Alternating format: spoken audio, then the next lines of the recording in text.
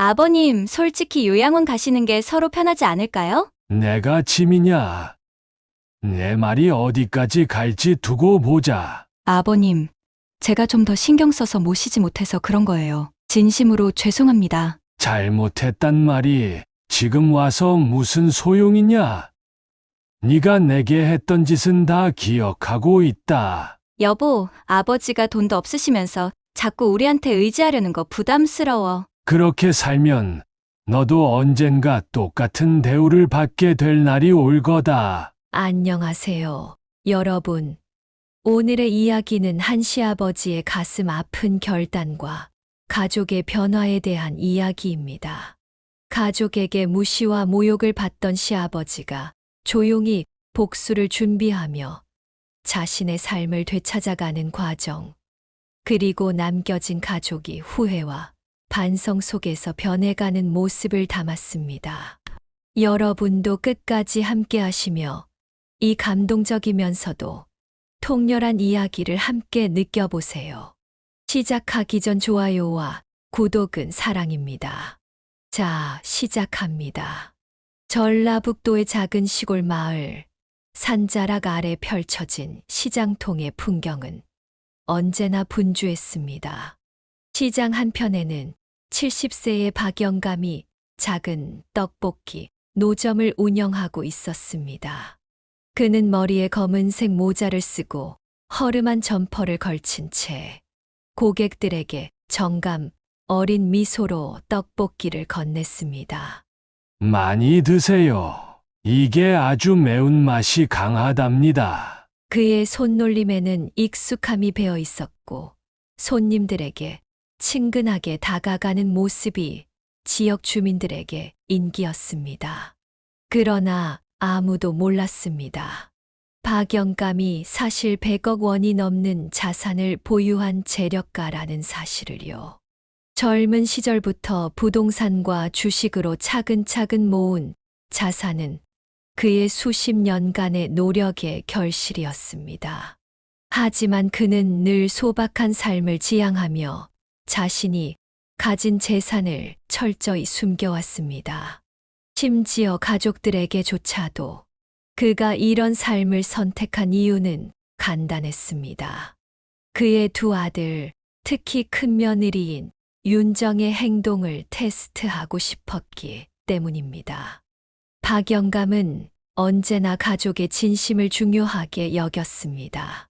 물질이 사람의 마음을 왜곡하는 것을 너무나 많이 봐왔기 때문입니다. 사람의 본심은 내가 가진 게 없을 때 드러나는 법이지. 그는 자신만의 철학을 굳게 믿고 있었습니다. 큰 며느리 윤정은 34세, 대학 시절 명문대를 졸업한 재원으로 알려졌습니다. 결혼 초기 윤정은 항상 밝고 공손한 모습으로 가족의 사랑을 받았습니다. 그러나 시간이 지날수록 그녀의 태도는 미묘하게 변해갔습니다. 시댁에서의 명절이면 박영감에게 살갑게 대하는 척하면서도 집안일은 모두 떠넘기고 핑계를 대기 일쑤였습니다. 아버님, 오늘은 제가 손이 좀 아파서요. 다음엔 꼭 도와드릴게요. 윤정은 언제나 미소를 띠며 말했지만 그녀의 눈빛에는 무관심이 엿보였습니다. 처음에는 단순한 바쁜 생활 탓이라고 생각했지만 시간이 갈수록 그녀의 행동은 박영감을 실망시키기 시작했습니다.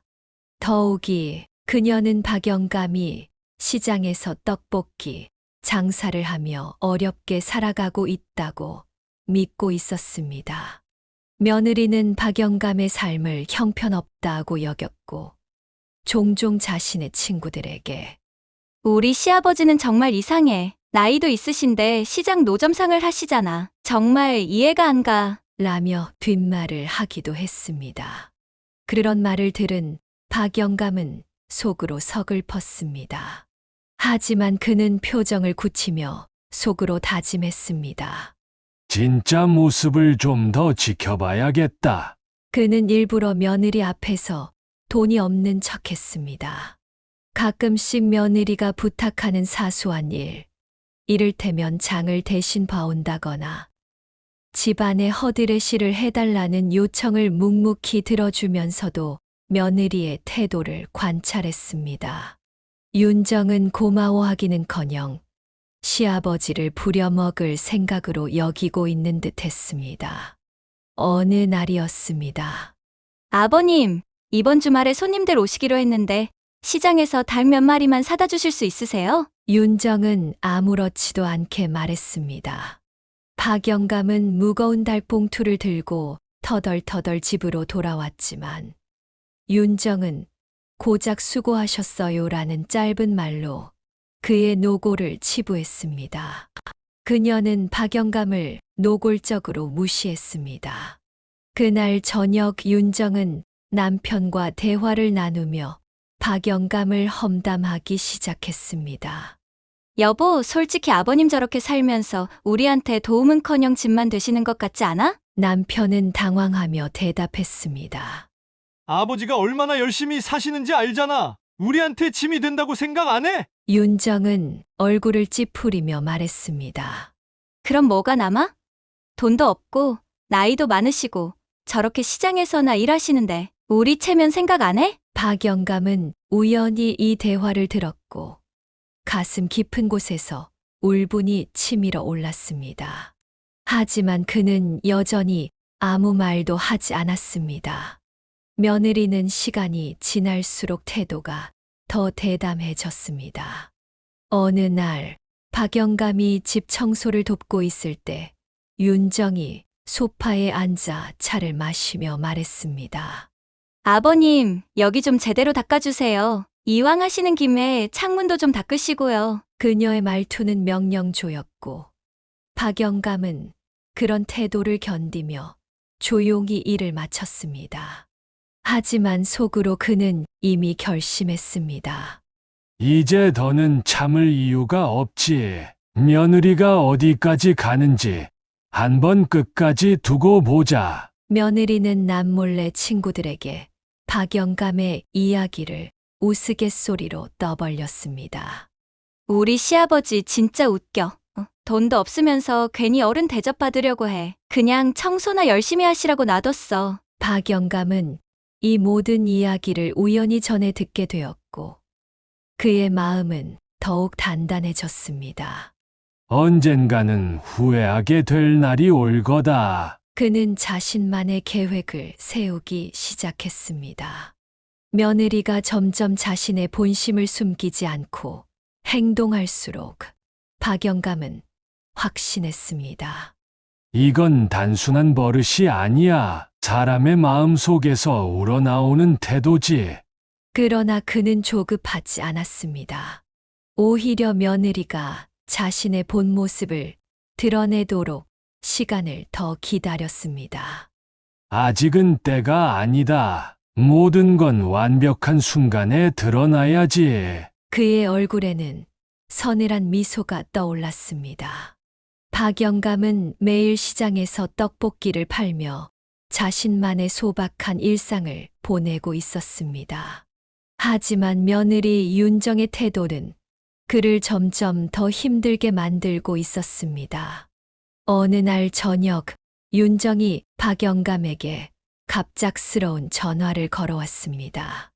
아버님, 내일 아침에 우리 집 좀 오셔야겠어요. 마당의 잔디가 너무 길어서 손봐야 할 것 같아요. 박영감은 며칠 전 허리를 삐끗한 상태였지만 싫다는 말도 못하고 알겠다고 대답했습니다. 다음 날 아침 그는 낡은 장화를 신고 윤정의 집으로 갔습니다. 그러나 집 앞에 도착하자마자 그는 아무것도 손볼 필요가 없는 멀쩡한 마당을 보았습니다. 마당에는 윤정이 의자에 앉아 아이스 커피를 마시며 스마트폰을 보고 있었습니다. 윤정이 그를 힐끔 쳐다보며 말했습니다. 아버님, 잔디는 잘 깎아주시고 저쪽 화단도 정리 좀 부탁드릴게요. 어제부터 신경 쓰이더라고요. 2번 손볼 생각하지 마시고 한 번에 깔끔하게 해주세요. 박영감은 잠시 그녀를 바라보다가 무거운 걸음을 옮겼습니다. 허리가 아파 죽겠지만 아무 말도 하지 않았습니다. 일을 끝내고 나니 며느리가 그를 부르더니 고개를 끄덕이며 말했습니다. 수고하셨고요. 다음엔 미리 손톱 장갑 챙겨오시면 좋겠어요. 흙이 손에 묻으니까 좀 보기 안 좋아요. 박 영감은 손등을 훔치며 아무 대꾸도 하지 않았습니다. 속에서는 분노가 치밀었지만 그는 여전히 참았습니다. 며칠 후 윤정이 또다시 전화를 걸어왔습니다. 아버님, 이번엔 거실에 벽걸이 TV를 좀 옮겨주셔야겠어요. 이런 건 남자가 해야지 여자인 제가 혼자 하긴 너무 무거워서요. 박 영감이 이를 악물며 집에 도착했을 때 윤정은 그를 보자마자 대놓고 혀를 찼습니다. 아버님, 이런 낡은 작업복 좀 버리세요. 그리고 저희 집에 들어오실 땐 흙도 털고 좀 단정하게 해주세요. 박 영감은 고개를 떨군 채 벽걸이 TV를 옮기기 시작했습니다. 하지만 윤정은 아버님을 가만두지 않았습니다. 성급하게 하지 마시고 조금만 조심해주세요. 그거 고가품이에요. 떨어뜨리면 어쩌시려고. 아버님은 다시 구입할 돈도 없으시잖아요. 그 말은 박 영감의 가슴에 비수처럼 꽂혔습니다. 그는 들고 있던 TV를 내려놓고 잠시 숨을 고르며 묵묵히 작업을 마쳤습니다. 일을 끝내고 나서야 윤정은 건성으로 한마디를 덧붙였습니다. 고생하셨어요. 다음에 올 땐 좀 더 신경 써주세요. 박 영감은 집으로 돌아가는 길, 아내가 살아 있었으면 이 모든 일을 겪지 않았을 것 같다는 생각에 눈물을 삼켰습니다. 며느리의 무시는 여기서 멈추지 않았습니다. 어느 날 박 영감이 시장에서 떡볶이를 팔고 있을 때 윤정이 전화를 걸어왔습니다. 아버님, 이번 명절에 손님들이 많이 오시니까 전부 음식을 준비해 주시면 좋겠어요. 저는 좀 바빠서요. 박 영감은 당황했지만 어색하게 웃으며 대답했습니다. 혼자선 좀 힘들 텐데 준비는 같이 하는 게 어떻겠니? 윤정은 짜증 섞인 목소리로 말했습니다.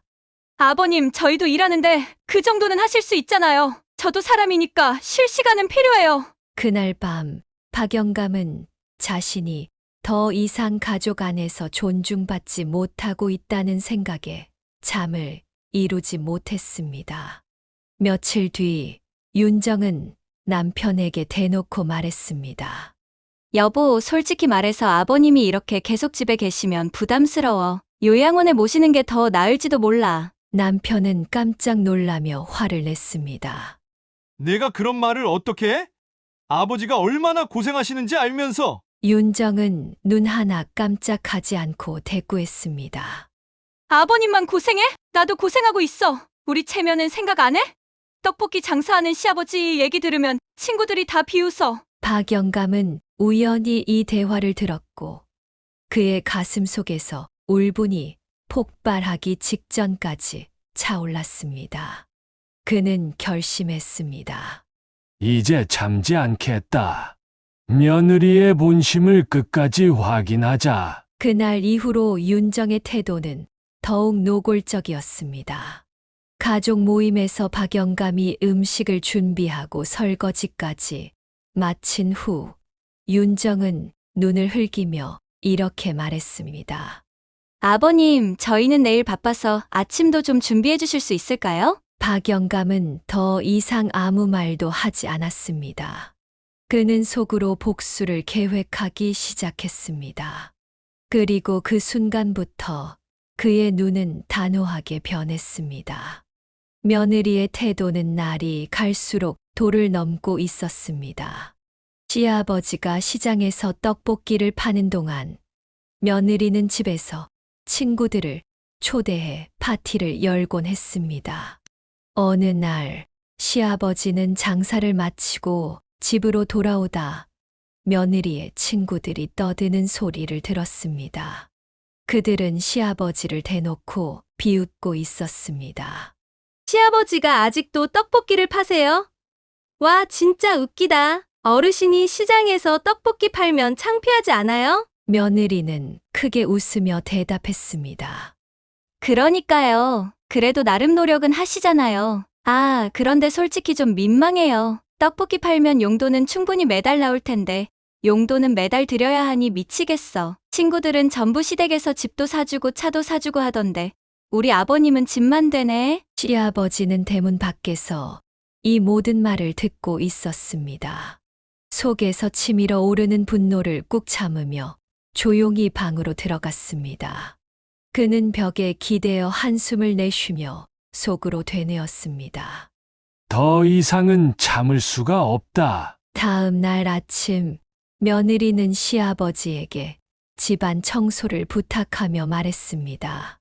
아버님, 오늘 저희 집 손님이 오시거든요. 거실이 너무 더러우니까 싹 청소 좀 해주세요. 저번에 하시는 것 보니까 대충대충 하시던데 이번에는 신경 써서 좀 해주세요. 시아버지는 한동안 대답하지 않았습니다. 그러나 며느리는 기다리지도 않고 다시 말했습니다. 아버님 뭐 하세요? 빨리 안 움직이시고요? 아버님도 이제 체력 관리하셔야 해요. 운동한다고 생각하고 자꾸 움직이세요. 할 일 없으시면 제가 할 일 자꾸 드릴 테니. 그의 얼굴이 굳어졌지만 그는 아무 말 없이 빗자루를 들고 움직였습니다. 청소를 끝낸 시아버지가 방으로 들어가려는 순간 며느리가 소파에 누워 말했습니다. 아버님, 창문도 좀 닦아주시고요. 아, 그리고 저희 침실에 먼지가 많아요. 거기도 좀 부탁드릴게요. 시아버지는 멈춰 섰습니다. 그는 천천히 돌아서며 며느리를 바라보았습니다. 이제 좀 그만하면 좋겠다. 며느리는 놀란 표정으로 쳐다보더니 비웃으며 대답했습니다. 아버님, 뭐가요? 저희 도와주시는 거 싫으세요? 가족끼리 돕는 건데요. 얼마나 하셨다고 벌써부터 그러시는 건가요? 그 순간 시아버지는 더 이상 말을 잇지 못했습니다. 그는 방으로 들어가 문을 닫으며 속으로 다짐했습니다. 도저히 못 참겠다. 너의 진짜 모습을 모두 보게 해주겠다. 며칠 후 시아버지는 며느리의 진짜 모습을 목격하게 되는 사건이 벌어졌습니다. 그날은 시아버지의 생일이었지만 아무도 축하하지 않았습니다. 그는 혼자 조용히 저녁을 먹고 있었습니다. 그런데 며느리가 친구들과 통화를 하며 이런 말을 하는 것을 들었습니다. 오늘 우리 시아버지 생일이라는데요. 뭐 떡볶이 파는 시아버지 생일 챙길 기분은 아니잖아요. 그냥 케이크 하나 대충 사다 드리면 되겠죠 뭐. 시아버지는 손에 든 젓가락을 내려놓고 깊은 한숨을 내쉬었습니다. 그날 밤 그는 일기장에 이렇게 적었습니다. 나는 가족이라고 믿었지만 그들은 나를 짐으로만 여기는구나. 이제 그들에게 나의 가치를 보여줄 시간이다. 며칠 후 며느리는 친구들을 집에 초대하며 시아버지에게 노골적으로 명령했습니다. 아버님, 오늘 손님들 오시니까 음식 좀 준비해 주세요. 그리고 손님들이 오면 거실에 나오지 않으셨으면 좋겠어요. 시아버지는 더 이상 아무 말도 하지 않았습니다. 그는 주방에서 요리를 준비하며 조용히 중얼거렸습니다. 너희가 원하는 대로 해주마. 그러나 그 대가가 어떤 것인지 알게 될 날이 올 것이다. 손님들이 도착하자 며느리는 시아버지에게 방으로 들어가 있으라고 눈짓했습니다. 친구들 앞에서는 이렇게 말했습니다. 시아버지가 요리해 주셔서 편하긴 한데 사실 집에 계시면 좀 불편하잖아요. 떡볶이 냄새도 나고 좀 쪽팔리잖아. 그래서 방에 좀 계시라고 했어요. 시아버지는 방에서 그들의 웃음소리를 들으며 더 이상 며느리를 가족으로 여길 수 없다는 확신을 가졌습니다. 그는 속으로 결심했습니다. 이제 너희가 얼마나 큰 실수를 했는지 깨닫게 해주겠다. 며느리의 태도는 한계를 넘어섰다. 며칠 뒤 며느리는 아침 식사를 하던 시아버지에게 다가와 무심히 말했습니다. 아버님, 저희 이번에 거실 리모델링 하려고 하는데 비용 좀 보태주실 수 있죠? 아버님도 같이 사는 공간이잖아요. 시아버지는 고개를 들며 며느리를 바라보았습니다. 내가 무슨 돈이 있다고 그러느냐? 그러나 며느리는 비아냥대며 웃었습니다. 아버님도 매일 장사하시잖아요. 적어도 그 정도 돈은 있으셔야죠. 그 순간 시아버지는 젓가락을 내려놓고 차가운 눈빛으로 며느리를 바라보았습니다. 그렇게까지 필요하면 내가 알아서 해라. 며느리는 어이없다는 듯 혀를 차며 방으로 들어갔습니다. 그러나 멈추지 않았습니다. 그녀는 다시 남편에게 다가가 말했습니다. 여보, 아버님 요즘 너무 방해돼. 솔직히 요양원 같은 데로 보내드리면 우리도 좀 편할 텐데. 남편은 화가 나서 대답했습니다. 그런 소리 하지 마. 아버지한테 그런 말 들리면 어떡해? 시아버지는 우연히 이 대화를 문 밖에서 들었습니다. 그의 가슴은 더 이상 참을 수 없을 만큼 아파왔습니다. 그는 혼자 방으로 들어가 중얼거렸습니다. 더는 이들에게 내가 짐이 아님을 보여주겠다. 며느리는 이제 시아버지를 가족으로 대하지도 않았습니다. 어느 날 그녀는 손님들 앞에서 대놓고 말했습니다. 시아버지가 요즘 몸이 안 좋으신데 그냥 요양원으로 보내드리는 게 나을 것 같아요. 손님들은 어색한 미소를 지었지만 시아버지는 방에서 이 말을 들으며 복수를 결심했습니다. 그는 더 이상 참지 않을 계획을 세우기 시작했습니다. 며느리의 비웃음과 멸시가 그의 가슴 속 분노를 더욱 부추겼습니다. 그는 속으로 중얼거렸습니다. 내가 어떻게 너희를 깨닫게 할지 곧 보게 될 것이다. 시아버지는 방에 앉아 차가운 눈빛으로 손에 쥔 일기장을 내려다보았습니다. 그 안에는 며느리에게 받은 모욕과 상처가 고스란히 적혀 있었습니다. 그는 떨리는 손으로 펜을 잡고 마지막으로 적었습니다. 이제는 나의 순서를 보여줄 차례다. 그는 계획을 세우기 시작했습니다. 단순히 화를 내고 대립하는 것으로는 부족했습니다. 며느리와 가족들이 그의 존재를 진정으로 깨닫고 후회하게 만드는 것이 목표였습니다. 그는 자신의 재력을 완벽히 감춘 상태에서 모든 일을 조용히 실행하기로 결심했습니다. 시아버지는 며느리와 가족의 의존 구조를 먼저 파악하기 시작했습니다. 그는 시장에서 장사를 마친 후 은행으로 향했습니다. 평소에는 거의 손대지 않았던 자신의 비밀 계좌를 확인하며 웃음을 지었습니다. 이 돈이 어떻게 쓰일지 기대해 보자. 며칠 후 그는 장사를 마치고 일부러 며느리 앞에서 피곤한 척을 했습니다. 그리고 무심한 척 이렇게 말했습니다. 요즘 장사가 잘 안 되는구나. 손님도 줄고 재료값도 올랐고 이제 시장 일도 그만둬야 할까 싶다. 며느리는 의외로 걱정하는 척하며 대답했습니다. 아버님, 그럼 저희가 어떻게 해요? 그래도 장사 계속하셔야죠. 그 말에 담긴 본심을 시아버지는 이미 알고 있었습니다. 그녀는 자신이 부담해야 할 경제적 책임이 늘어날까봐 두려운 것이었습니다. 그는 속으로 웃으며 대답했습니다. 그러게 말이다. 뭐 어떻게든 해보겠지. 그러나 그는 실제로 장사를 조금씩 줄이기 시작했습니다. 며느리가 자신의 수입에 의존하는 상황을 서서히 불편하게 만들기 위한 첫 단계였습니다. 시아버지는 며느리가 돈을 얼마나 소중히 여기는지 알았기에 이를 이용하기로 했습니다. 그는 일부러 재산 관련 대화를 꺼냈습니다. 어느 날 저녁 식탁에서 그는 며느리와 아들에게 말했습니다. 내가 가진 돈이 많지는 않지만 그래도 너희한테 남길 수 있는 건 준비해 둬야 할 텐데. 며느리는 눈이 반짝이며 시아버지를 바라보았습니다. 아버님, 그런 말씀하시면 안 돼요. 아직은 건강하시잖아요. 그런데 준비하셨다는 건 어떤 건가요? 시아버지는 짧게 웃으며 대답했습니다. 그건 나중에 알게 될 거다. 그의 말에 며느리는 조바심을 느꼈습니다. 시아버지가 실제로 얼마나 가진 것이 있는지 모르지만 만약 그것이 자신에게 돌아가지 않는다면 어쩌나 하는 걱정이 스쳤습니다.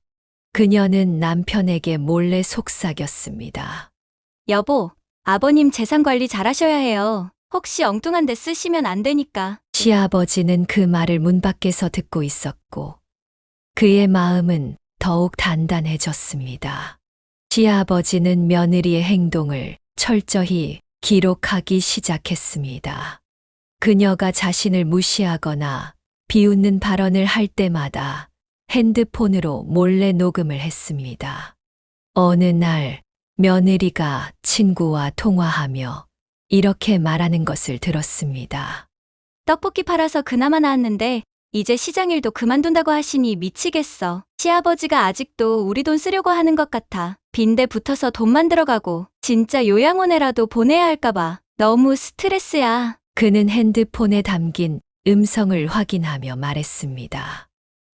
좋아. 이제 네가 했던 말을 네 귀로 듣게 될 날이 올 거다. 그뿐만 아니라 그는 은행 거래 내역과 집안에서 며느리가 했던 모든 요구를 꼼꼼히 기록했습니다. 집안의 카메라 위치를 확인하며 중요한 장면을 영상으로 남기기도 했습니다.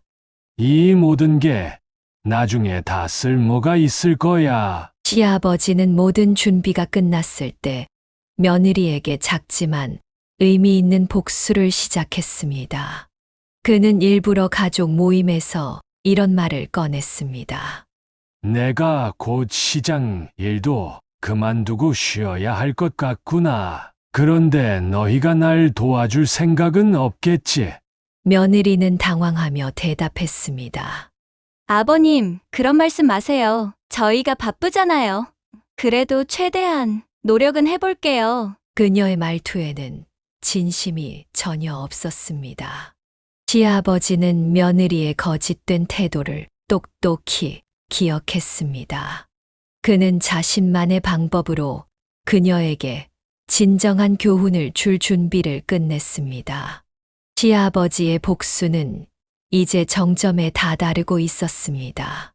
그는 그동안 모아온 증거와 자료를 활용해 며느리의 행동이 얼마나 이기적이고 잔인했는지를 모두 드러낼 계획을 세웠습니다.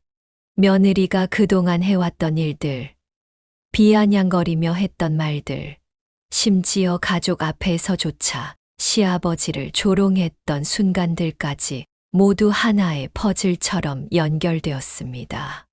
이제 남은 것은 그녀에게 자신의 행동이 가져온 결과를 깨닫게 만드는 일이었습니다. 시아버지는 가족 모두가 모이는 저녁 식사 자리를 잡았습니다.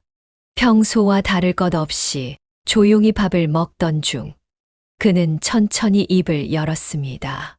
내가 오늘 너희와 중요한 이야기를 나누고 싶다. 그동안 내가 많은 것을 숨기고 있었지만 이제는 모두 알게 할 때가 된 것 같다. 며느리는 고개를 갸웃거리며 물었습니다. 아버님, 무슨 말씀이신지 모르겠어요. 시아버지는 미소를 지으며 핸드폰을 꺼냈습니다. 그리고 그동안 몰래 녹음했던 며느리의 목소리를 재생하기 시작했습니다. 떡볶이 팔아서 그나마 나았는데 이제 시장 일도 그만둔다고 하시니 미치겠어. 시아버지가 아직도 우리 돈 쓰려고 하는 것 같아. 빈대 붙어서 돈 만들어가고 진짜 요양원에라도 보내야 할까봐 너무 스트레스야. 식탁에 앉아 있던 모두가 순간 얼어붙었습니다. 며느리는 눈을 크게 뜨고 말을 잇지 못했습니다. 이게 뭐죠? 누가 저렇게 말했나요? 시아버지는 아무 말 없이 다른 녹음을 재생했습니다. 이번에는 며느리가 친구와 통화하며 자신을 비웃는 내용이었습니다. 우리 시아버지, 그냥 떡볶이 팔면서 살게 놔둬요. 집에 계셔도 도움 하나 안 되니까요. 며느리는 당황하며 부인했습니다. 아버님, 이건 오해예요. 제가 그런 의도로 말한 게 아니었어요. 시아버지는 조용히 그녀를 바라보며 말을 이었습니다. 오해! 내가 했던 모든 말과 행동이 다 녹음되고 기록되었는데도 여전히 오해라고 말할 수 있겠느냐? 시아버지는 이제 자신의 진짜 재력을 드러내기로 결심했습니다. 그는 거실에 준비해 둔 파일 한 묶음을 꺼내 가족들 앞에 놓았습니다. 이 안에는 내가 그동안 모아온 재산에 대한 모든 서류가 들어있다. 너희는 내가 단순히 시장에서 떡볶이를 팔며 근근히 살아가는 줄 알았겠지만 사실은 그게 아니야. 며느리와 아들은 경악하며 서류를 바라봤습니다. 며느리는 떨리는 목소리로 물었습니다. 아버님, 이게 다 진짜인가요? 시아버지는 고개를 끄덕이며 말을 이었습니다. 그동안 너희가 나를 어떻게 대했는지 알면서도 나는 침묵했다. 내가 가진 것이 없다고 생각했기 때문에 너희의 진심을 보고 싶었다. 그러나 결과는 참담했지. 특히 너 며느리, 너는 나를 가족으로 대하지 않았다. 며느리는 말을 잇지 못하고 고개를 숙였습니다. 시아버지는 며느리와 아들에게 마지막으로 말을 이었습니다. 이제 내가 가진 모든 것을 정리하려 한다. 너희에게도 기회를 줄 생각이었지만 이제는 아니다. 나는 내가 만든 재산을 나 자신을 위해 쓸 것이다. 며느리는 충격을 받은 얼굴로 울먹이며 말했습니다. 아버님, 제가 잘못했어요. 그동안 정말 몰라서 그랬어요. 한 번만 기회를 주세요. 그러나 시아버지는 단호히 대답했습니다. 잘못했단 말로 모든 것이 해결되진 않는다. 내가 겪은 상처와 모욕은 쉽게 사라지지 않는다. 이제부터는 내가 내 삶을 위해 쓸 시간이다. 시아버지는 다음 날부터 자신의 계획을 실행에 옮겼습니다. 그는 집을 나와 고급 실버타운에 입주해 여생을 보내기로 결정했습니다. 그곳에서 그는 그동안 꿈꿔왔던 그림 그리기와 여행을 시작했습니다. 며느리는 시아버지가 떠난 뒤에도 후회와 자책에 휩싸여 살았습니다. 시아버지의 빈자리는 그녀에게 단순한 공간적 공허함이 아니라 자신이 저질렀던 모든 행동의 결과를 매일 떠올리게 하는 상징이 되었습니다. 시아버지가 가족의 집을 떠난 이후 그의 복수는 단지 끝이 아닌 새로운 시작이었습니다. 그는 자신이 가진 재산을 통해 오랜 시간 꿈꿔왔던 계획을 하나씩 실현하기 시작했습니다. 며느리는 처음엔 자신이 처한 상황이 실감나지 않았습니다. 그러나 시간이 지나면서 시아버지의 부재와 그의 결단이 가져온 무게를 점점 느끼게 되었습니다. 시아버지는 고급 실버타운에 입주해 여생을 즐기기로 결정했습니다. 그곳은 산과 호수가 어우러진 평화로운 곳으로 시아버지는 오랜 시간 잊고 지냈던 자신의 취미를 되찾았습니다. 그는 매일 아침 일찍 일어나 그림을 그리고 오후에는 독서를 하거나 새로운 사람들과 교류했습니다. 특히 실버타운에서 만난 사람들과 이야기를 나누며 그는 잃어버렸던 자존감을 회복할 수 있었습니다. 어르신, 정말 멋진 그림이네요. 그곳에서 만난 한 여성이 그를 칭찬하며 말했습니다. 시아버지는 미소를 지으며 대답했습니다. 젊었을 때 한번 해보고 싶었지만 바쁘게 살다 보니 이제야 시작하게 됐습니다. 그는 또한 여생 동안 하고 싶었던 여행 계획을 세우기 시작했습니다. 첫 번째 목적지는 그가 젊은 시절 가고 싶어 했던 스위스였습니다. 고요한 산 속에서 그림을 그리며 휴식을 취하는 그의 모습은 그가 그동안 겪었던 고통과 상처를 벗어던진 것을 상징하는 듯 했습니다. 한편 집에 남겨진 며느리는 매일같이 시아버지의 빈자리를 느꼈습니다. 처음엔 그가 떠난 것이 오히려 다행이라고 생각했지만 시간이 지날수록 그녀는 자신의 잘못을 깨닫기 시작했습니다. 시아버지가 떠난 뒤 집안의 모든 일이 그녀에게로 돌아왔습니다. 청소, 요리, 손님 맞이 등 평소 시아버지가 도맡아 했던 일들이 그녀를 괴롭혔습니다. 남편도 점점 그녀를 향한 태도가 차가워졌습니다. 여보, 이제 아버지가 안 계시니까 당신이 그 역할을 해야 하지 않겠어? 그동안 아버지가 얼마나 힘들게 하셨는지 생각 좀 해봐. 남편의 말에 며느리는 더 이상 변명할 수 없었습니다. 그녀는 매일 밤 시아버지가 남겨둔 방을 들여다보며 눈물을 흘리곤 했습니다.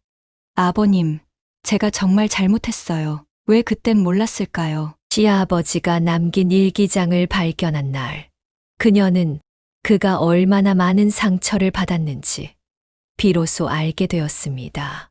일기장에는 그동안 며느리와 가족에게 받은 모욕과 상처가 담담하게 적혀 있었습니다. 그녀는 그것을 읽으며 울음을 멈출 수 없었습니다. 나는 가족이라고 믿었지만 그들은 나를 짐으로 여겼다. 그러나 이제는 나를 위한 삶을 살겠다. 그 문장은 그녀에게 큰 충격을 주었습니다. 그녀는 자신의 잘못을 반성하기 시작했습니다. 시아버지가 떠난 뒤 가족은 점차 변화하기 시작했습니다. 특히 남편은 시아버지의 부재를 통해 아버지가 얼마나 헌신적이었는지 깨달았습니다. 그는 며느리에게 더 이상 무관심할 수 없었습니다. 당신, 아버지가 그동안 우리를 위해 얼마나 희생하셨는지 이제라도 알게 됐으니 다행이야. 이제부터는 우리가 잘해야 해. 남편의 말에 며느리는 고개를 끄덕이며 대답했습니다.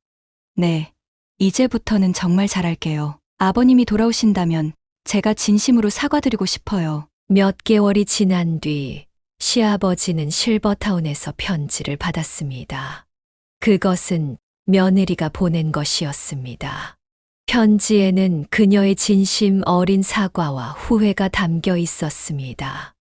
아버님, 제가 정말 잘못했습니다. 그동안 아버님께 상처를 드린 것을 후회하며 메일을 보내고 있습니다. 만약 용서해 주신다면 앞으로는 아버님께 진심으로 잘하겠습니다. 시아버지는 편지를 읽으며 깊은 한숨을 내쉬었습니다. 그는 며느리를 용서할 준비가 되어 있었지만 다시 돌아가고 싶지는 않았습니다. 그는 자신의 마음을 담아 답장을 썼습니다. 내가 나에게 보낸 사과의 마음은 고맙게 받았다. 하지만 나는 지금의 삶에 만족하며 살고 있다. 내가 진심으로 변화했다면 그것으로 충분하다. 시아버지는 가족과 다시 함께하지 않았지만 그의 복수는 성공적이었습니다. 가족들은 그가 남긴 교훈을 통해 변했고 시아버지 자신은 오랜 시간 동안 잃어버렸던 자유와 행복을 되찾았습니다. 그의 삶은 이제 평화로웠으며 그는 더 이상 과거의 상처에 얽매이지 않았습니다. 마지막으로 시아버지는 일기장에 이렇게 적었습니다. 나는 나를 위한 삶을 살았다. 그리고 그것으로 충분하다. 그는 창밖의 아름다운 풍경을 바라보며 깊은 숨을 들이쉬었습니다. 그의 인생은 이제부터 진정한 시작이었습니다. 여러분, 오늘의 이야기는 여기서 마무리됩니다. 가족 안에서의 오해와 갈등은 누구에게나 있을 수 있지만 그 끝은 우리 행동에 따라 달라질 수 있습니다. 시아버지가 선택한 길은 그만의 방식으로 자신을 되찾고 가족에게 큰 교훈을 남겼습니다. 여러분은 이 이야기를 어떻게 느끼셨나요? 혹시 비슷한 경험이 있으셨다면 댓글로 나눠주세요. 오늘도 끝까지 시청해 주셔서 감사합니다. 구독과 좋아요 잊지 마시고 다음 이야기도 기대해 주세요.